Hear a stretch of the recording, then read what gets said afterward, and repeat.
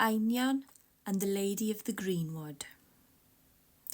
Einion, the son of Gwalchmai, was one fine summer day walking in the woods of Trefalia, when he beheld a slender, graceful lady. Her complexion surpassed every white and red in the morning dawn and the mounting snow, and every beautiful colour in the blossoms of wood, field and hill.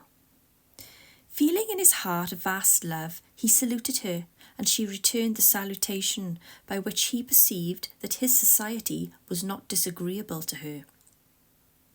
He approached her in a courteous manner, and she also approached him.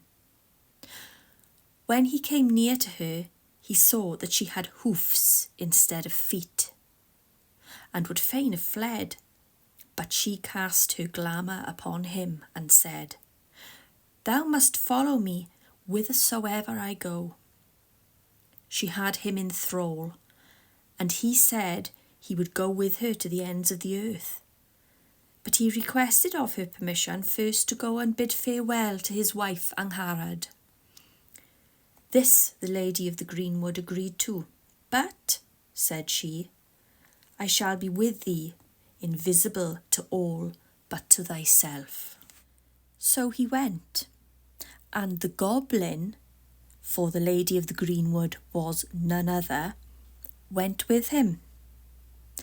When he saw Angharad, his wife, she appeared an old hag, but he retained the recollection of days past, and still felt true love for her. But he was not able to lose himself from the bond of his enchantment. "It is necessary for me," he said, "to part from thee for a time, I know not how long." They wept together, and broke a gold ring between them. He kept one half, and Angharad the other.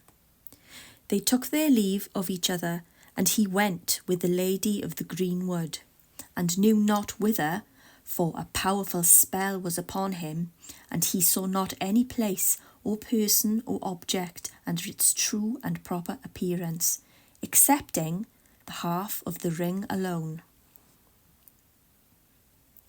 After being a long time, he knew not how long, with the Lady of the Greenwood, he looked one morning, as the sun was rising, upon the half of the ring, and he bethought him to place it in the most secret place he could find. He resolved to put it under his eyelid. As he was endeavouring to do so, he saw a man in white apparel and mounted on a snow-white horse coming towards him. The horseman asked him what he did there. Einion answered that he was cherishing the memory of his wife Angharad. "Dost thou desire to see her?" asked the man in white. "I do," replied Einion, "above all things and all pleasures in the world." "If so," said the man in white, "get upon this horse behind me." That Einion did, and looking around, he could not see any trace of the Lady of the Greenwood, except the track of the hoofs of monstrous size, as if journeying towards the north. "What spell art thou under?" asked the man in white. Then Einion answered him and told everything, how it occurred betwixt him and the Lady of the Greenwood.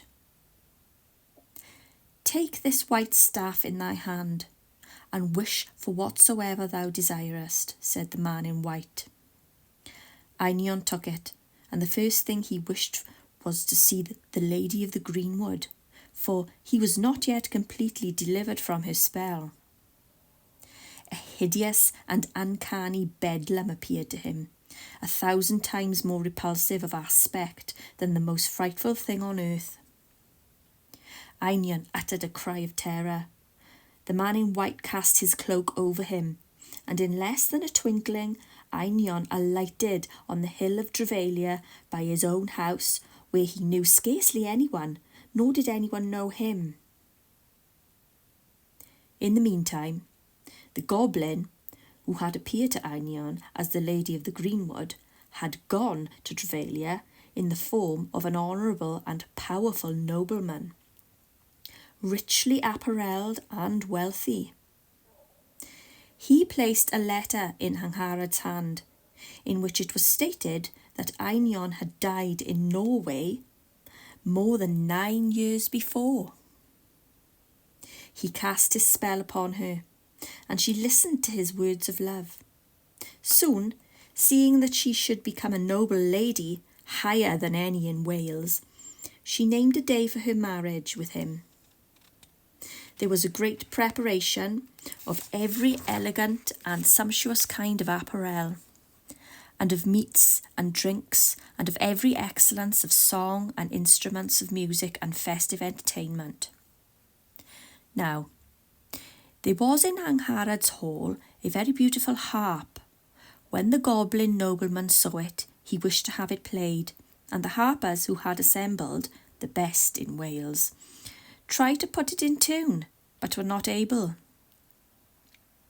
Just at this time, Einion came into the house, and Angharad saw him as an old, decrepit, withered, grey-haired man, stooping with age and dressed in rags. After the minstrels had failed to put the harp in tune, Einion took it in his hand and tuned it, and played on it an air which Angharad loved. She marvelled exceedingly and asked him who he was. "I am Einion, the son of Gwalchmai," he said. "See, the bright gold is my token." And he gave her the ring, but she could not bring him to her recollection. Upon that he placed the white staff in Angharad's hand. Instantly the goblin, whom she had hitherto seen as a handsome and honourable nobleman, appeared to her as a monster, inconceivably hideous. She fainted from fear, and Einion supported her until she revived. When she opened her eyes, she saw neither the goblin nor any of the guests or minstrels, nothing except Einion and the harp, and the banquet on the table, casting its savoury odour around. They sat down to eat, and exceeding great was their joy at the breaking of the spell which the goblin had cast over them. I'm the Red Lady. Please give this video a like and feel free to subscribe, hit the bell for notifications, and check out my other videos, and I will see you soon.